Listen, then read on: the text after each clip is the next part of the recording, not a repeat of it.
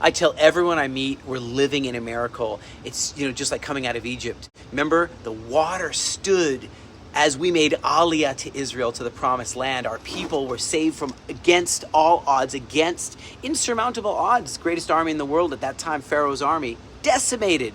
We're continuing to face these kind of odds. I mean, look at 1948. We came out of the Holocaust, and the world saw a small few bunch of Holocaust survivors form into an army and defend ourselves and survive. 1967, the Six-Day War. Bam, bam, bam. Proof that God is watching over Israel. We're living a miracle. Even the Yom Kippur War, 73. We're living in the midst of a miracle right now. The same thing as Iran is about to attack us. But before I talk about that, Lebanon, you know how many 5 trucks a night come in full? I mean, these are big trucks full of all kinds of weapons, all kinds of bombs that technically they should have been blowing us up. But some of them, I mean, although they were wired, there was no one that was clicking blow them up. There's infrared cameras they have, which makes you just want to say thank you for helping us get the infrared drone. We're just letting the money transfer, and we are going to get it to the soldiers on the front. Thank you for that. And we want to get more. But they have their own thermal cameras. Okay, I've seen them myself. We've taken them out ourselves. And Israel doesn't always have the best equipment, like Hezbollah sometimes has. And so I say, how is it that we're still alive? How is it those bullets, those missiles, those cornets, those thermobaric missiles, those claymores, those Shawaz, how come they haven't killed us all? Now, as Iran says they're going to murder us, they're going to destroy Israel tonight, they say, or tomorrow or soon. They're planning the biggest, baddest attack in the highest amount that maybe they've ever done.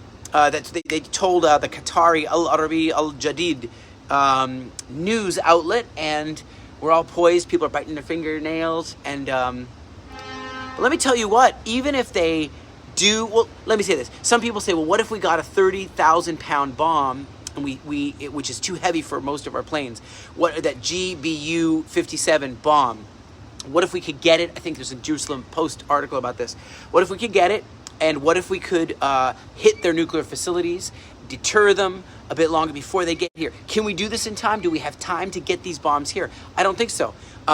We have the F-151 Ram, which is a bigger plane, but it's more susceptible to getting shot down out of the sky. I mean, we're flying across the desert, not me, but the brave pilots and women and men flying across the desert in the middle of the night, and they could get shot down. They still have a lot of anti-aircraft missiles, and the capacity. Would they have to refuel? Would they have to land? They definitely would have to cross into Iranian airspace. And so they're planning this Iran is planning this strong and complex, painful assault. These are their words. With enhanced warheads, advanced weaponry, and they say it's not just the IRGC, it's going to involve Iran's conventional army. They say that they want to stop us. They're the ones that are they are the ones who are trying to push their revolution across the world. And it's a geopolitical battle here for also the kingship over the radicals of that world, these jihadist, Islamo-Nazi people. And we can't let that happen on our doorstep. We can't let that come to us. We can't be nuked to death here. So we have to stand up, but what do? Well, here's what the United States was saying. They said, look, there's going to be very harsh responses. There's going to be severe consequences if they attack us, so we're glad to have friends that are standing with us. The U.S. has equipped us with additional bombers, warships, that THAAD THAAD system, which is like our Iron Beam, Iron Dome, Arrow 3, and so David Sling. And we're able to say that, they're going to do something anyway, that we know that. And what are we going to do? How are we going to see a safety return to this land? Well, let me just tell you this. Rely on what you've seen before. Yeah, you've seen advanced missiles like the Khaibar Shikan, the Fateh fall out of the sky. You've seen their hundreds and hundreds, 181 missiles, intercontinental ballistic missiles fall out of the sky. Some of them hit us. Some damage but we survived. And I'll tell you the encouragement I have for you. Psalms 145:20, the Lord preserves all them that love him, but all the wicked he will destroy. It is wicked to rain down all those intercontinental ballistic missiles on Israel, on the innocent millions and millions and millions of women and children and elderly and people running for their lives. Thank God we have some bomb shelters.